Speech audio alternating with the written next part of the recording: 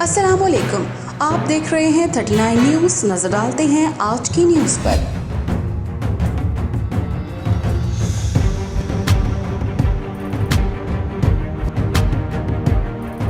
तफसीलात जानते हैं अपने नुमाइंदे से।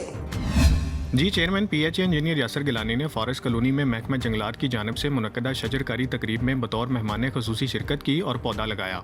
तकरीब में Mohammad Nawaz Sandela, conservative Lahore circle Imran Sattar, DFO Lahore Faizan Shah, range officer Ravi park Numan Gilani, worker PTI Khalil Ahmed और इरफान गुजर ने शिरकत की।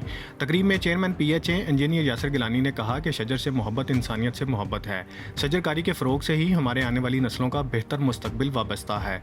उन्होंने मजीद कहा कि पीएचए क्लीन एंड ग्रीन मुहिम के तहत शहर भर में शजरकारी के फ़रोग के लिए कोशां है। फिदा मोहम्मद फिदा, ब्यूरो चीफ 39 न्यूज़ लाहौर।